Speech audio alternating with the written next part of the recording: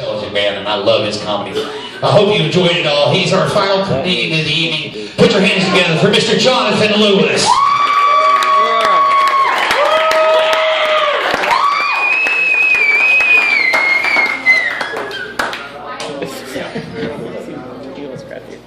Hey, see everyone's doing well tonight. It's been a great night, a lot of great comedy. You all deserve a round of applause. Great comedy, great to see everyone's done well tonight. But I'd like to tell everyone here that I almost didn't come here tonight. I had a really rough week. And if it wasn't for someone special, I wouldn't be here tonight. So I'd like everyone to give my sister a big round of applause for supporting me. All I give her a hug.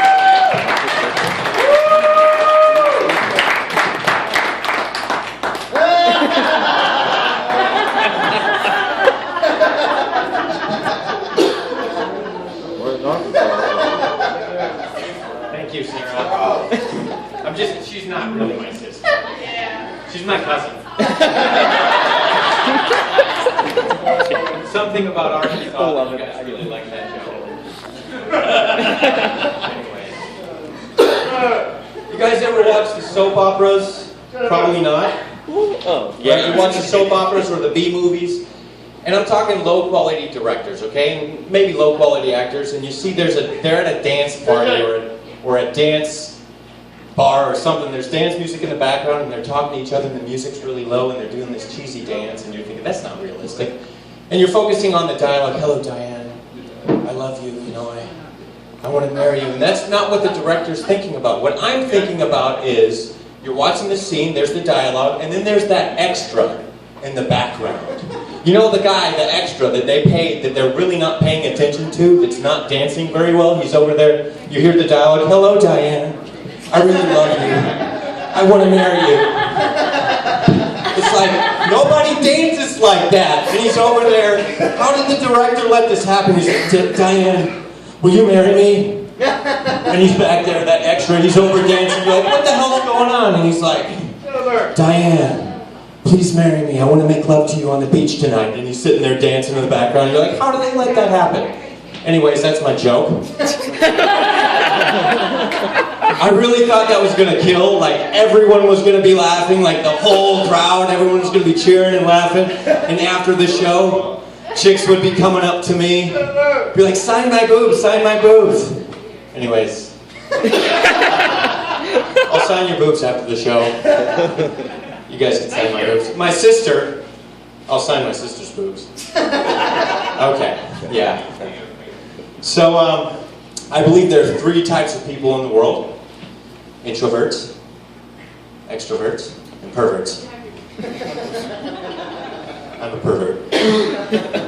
Lady I know was sewing with a sewing machine, and she accidentally sewed 2 of her fingers together. She had to go to the ER. Fortunately, she didn't need stitches. Something about that.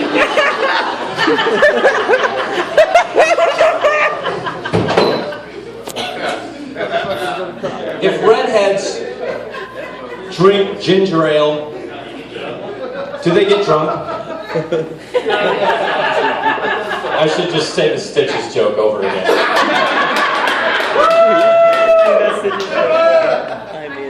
I was really constipated recently. I was really constipated. So I went to an organic food store, and I saw this product called Shit Take Mushrooms. I was like, that's what I mean.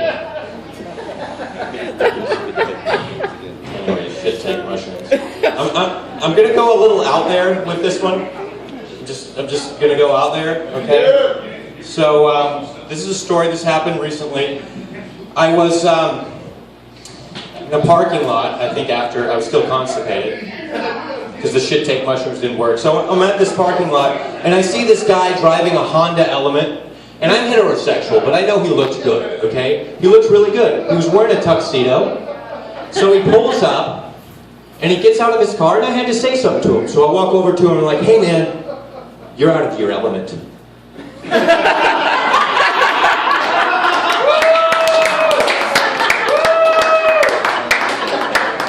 But that's not where it ends, okay? He gets super pissed off, he's like, I'm getting back in, man. He gets back in the car, he drives off in reverse, and then just speeds out of the parking lot. He did not see the bike path.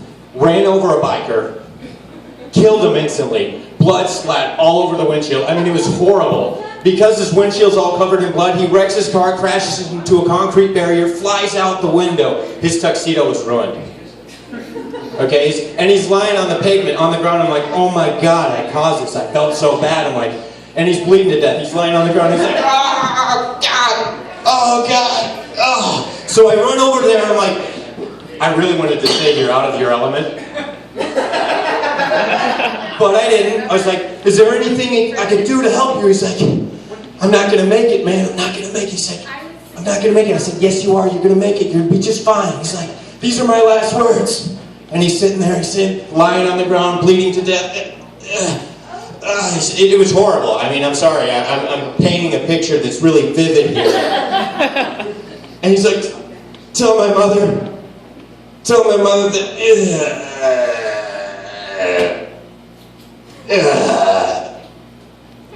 Then he died.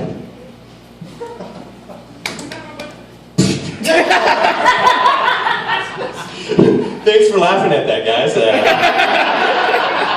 But it doesn't end there. Okay? So I felt horrible for this whole thing. So I go to this guy's wake, and I'm at his wake because I felt like I had to do something for this guy. So I'm at his wake, wearing a tuxedo. Alright? I'm wearing a tuxedo at his wake, and I see his mother. And I tell her, you know, I'm the last person that spoke with your son. And he really wanted to say something to you. And she said, well, what did he want to say? So I said,